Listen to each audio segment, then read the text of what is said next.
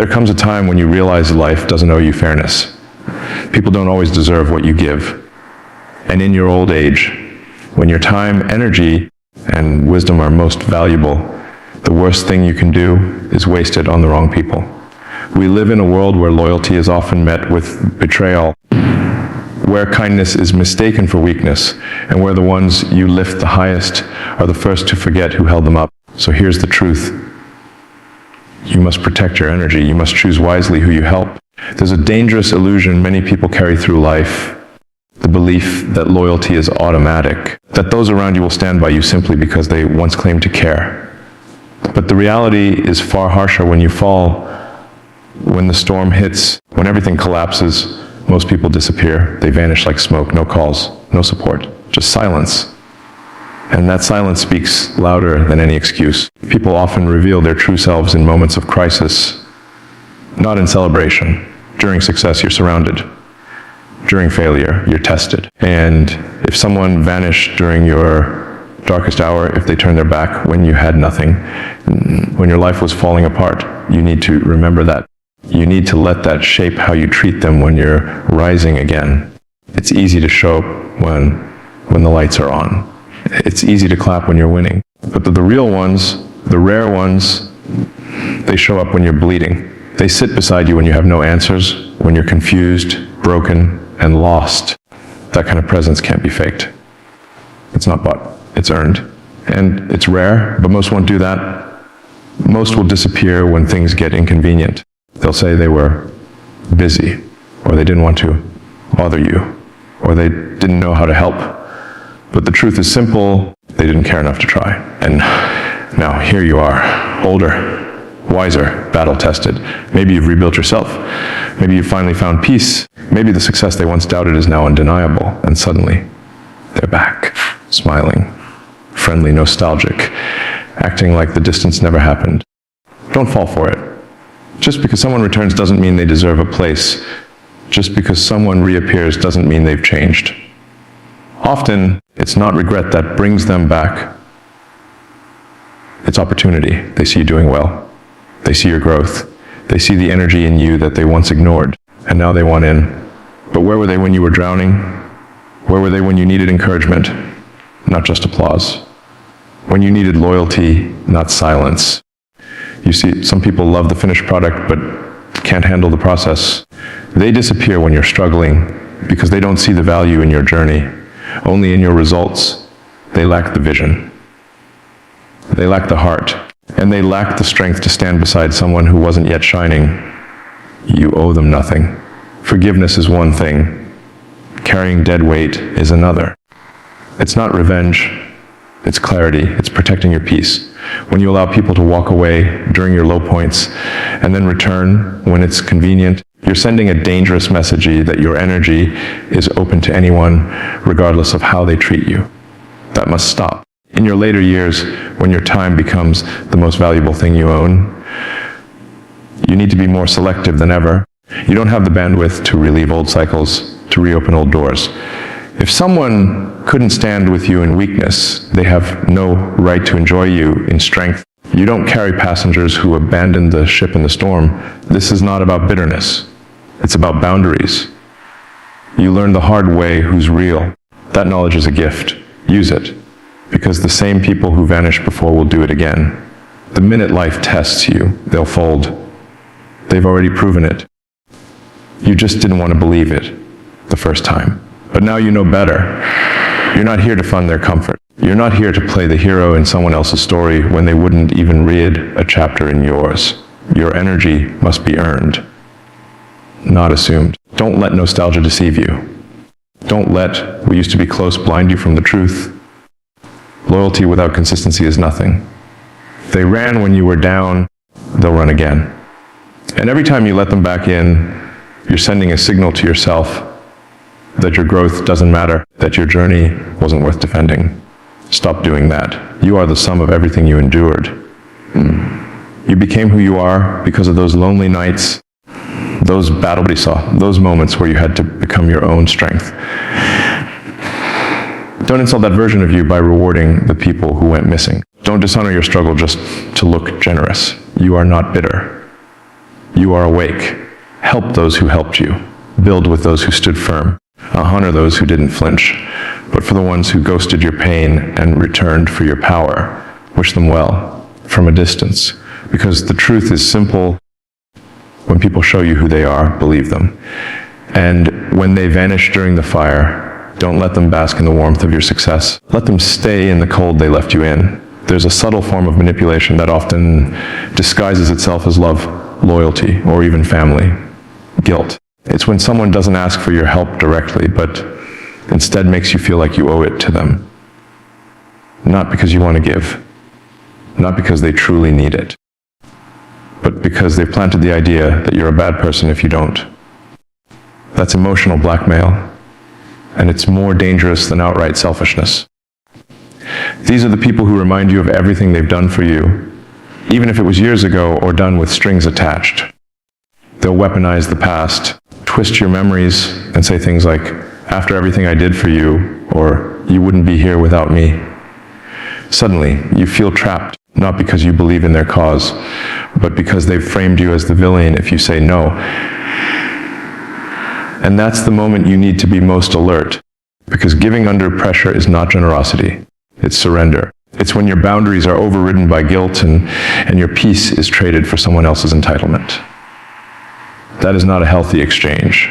That is not love. That is control disguised as connection. You don't owe anyone your time, money, energy, or presence just because they want it. You owe it to yourself to protect those things from being drained by people who don't respect your limits. The truth is, some people don't want help. They want leverage. They want you to feel responsible for their life, their failures, their lack of effort, so they never have to take ownership. And if they can get you to carry their load, why wouldn't they? You see, the ones who guilt you into giving are not interested in growth. They're interested in convenience. They don't want your wisdom. They want your wallet.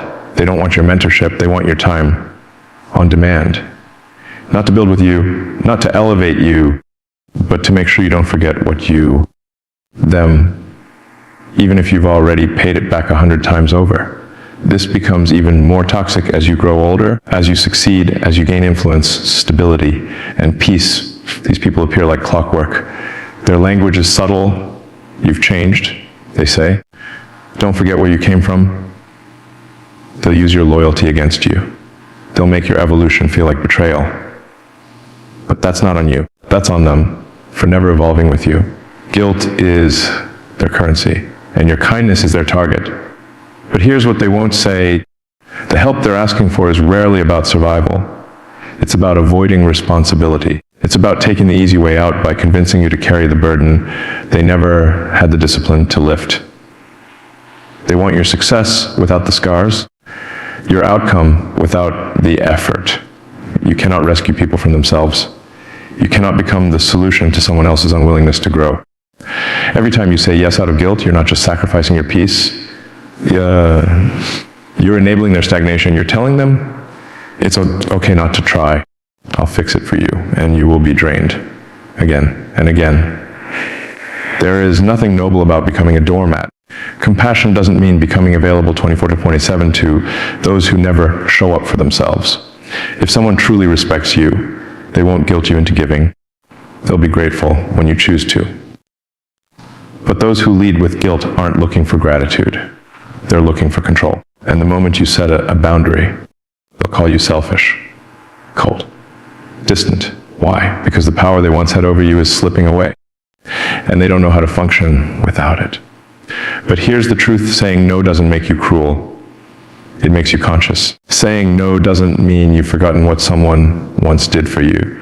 It means you're no longer letting that memory chain you to a pattern of unhealthy giving. Giving should be free, not forced. Giving should be from strength, not fear. If someone can only receive from you when you're under emotional pressure, that's not a relationship. That's a transaction cloaked in shame. Don't let guilt become the leash they use to lead your life. You are allowed to outgrow people who use emotional debt as a weapon. You are allowed to walk away from anyone who makes you feel small for choosing yourself. That is not betrayal. That's protection. And the next time someone tries to make you feel guilty, For setting a boundary, ask yourself, where were they when I needed support without expectations? When I gave freely without manipulation? People forget those moments. But your spirit remembers, your body remembers that feeling of heaviness when you gave, not from joy, but from fear, from pressure, from shame. You don't have to keep reliving that. You don't owe anyone a lifetime of giving just because they once gave you a ride, lent you a hand, or shared a meal when times were tough. Gratitude is one thing, eternal servitude is another. Know the difference. You're not here to be emotionally extorted by anyone. Not in your youth, and definitely not in your old age. Stand tall, set the boundary, walk forward. Give from overflow, never from obligation. Some people can't stand to see you grow because every step you take forward reminds them of where they chose to stay behind. And instead of supporting you, they shrink you. Not because you've done something wrong, but because your progress threatens the story they've built about themselves. These are the people who consistently choose their ego over connection, their pride over truth, their self-image over respect for the people who truly care. You've seen them before, the ones who would rather be right than repair the relationship, who would rather win an argument than protect the bond. When faced with a choice between harmony and superiority, they always choose to stand above you, not beside you. And when you try to help them, again and again, they take your kindness as weakness. They see your patience as a chance to dominate, not to grow. They use your empathy not as a bridge, but as leverage. That's when it becomes toxic. Because helping someone once or twice doesn't damage you, but constantly giving to someone who places their ego above your value, that will destroy your spirit. You become the emotional cushion for their insecurity, the target for their blame, the sacrifice for their pride, and the more you tolerate it, the more it becomes normal. At first, it's subtle, a snide remark, a refusal to admit they were wrong, a dismissal of your ideas even when they know you're right. They can't give you credit. They can't apologize. They can't be vulnerable, because in their mind, vulnerability is weakness, and they'd rather lose you than lose their sense of control. You start to question yourself. You wonder why your intelligence is met with silence, your growth with coldness, your honesty with anger.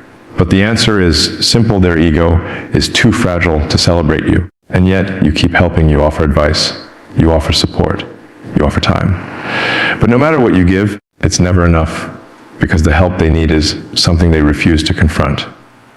It's not money, it's not resources, it's not opportunity, it's healing, self-reflection, accountability.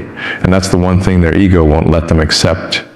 They want to be seen as the strong one, the leader, the one who has it figured out. So your growth, your awareness, your peace, your strength threatens that illusion. It reminds them of what they've ignored in themselves. And instead of rising with you, they resent you. Not openly, but silently, subtly, through passive aggression, sarcasm, or neglect.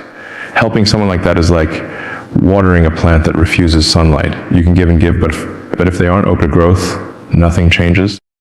And here's the dangerous part: they will take from you anyway. They will accept your support, your time, your sacrifices, but never give you the respect you deserve in return. Because acknowledging your role in their life means admitting they needed you.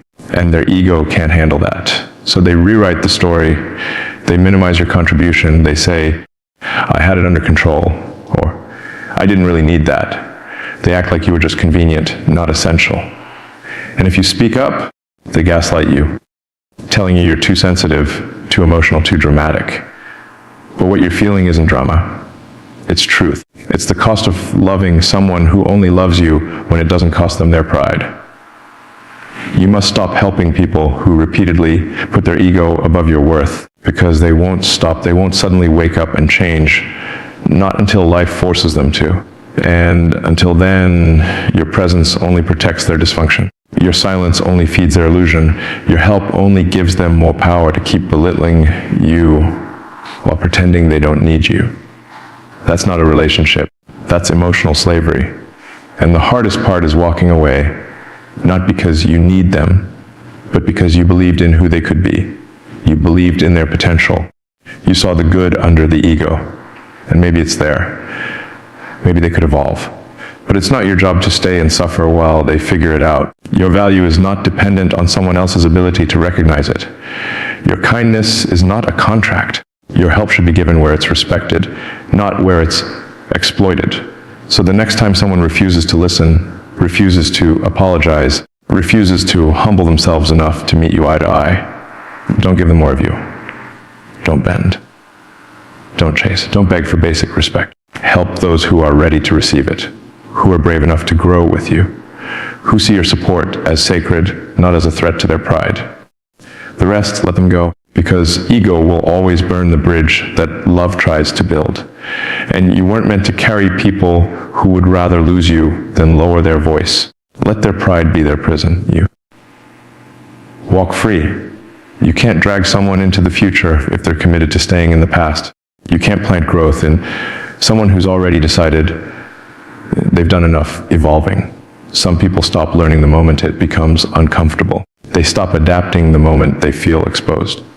And then they expect you to keep helping them as if nothing's changed, even when they haven't. There is no greater waste of energy than trying to save someone who refuses to move forward. You can extend your hand, offer your wisdom, even give them tools they never earned, but if their mindset is frozen in victimhood, entitlement, or laziness, it's like pouring water into a cracked jar. No matter how much you give, it never holds. And it's not because they can't grow, it's because they won't. Growth is not about age, it's about mindset. It's about choosing to take responsibility when it's easier to blame. It's about evolving even when no one's watching. It's about looking at your life honestly and saying, this version of me is not enough for where I'm going. But some people never say that. Instead, they build a life around excuses. They use their pain as a permanent pass. They romanticize the struggle and reject every mirror that tries to show them the truth. And the moment you try to help, not enable, but help, they push back. They get defensive.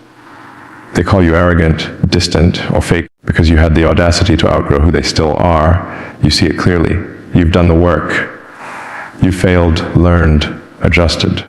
You've gone through hell and came out with lessons. And when you share those lessons, you don't do it to boast. You do it because you know how heavy that road was. But they don't want the lessons, they want shortcuts. They want comfort.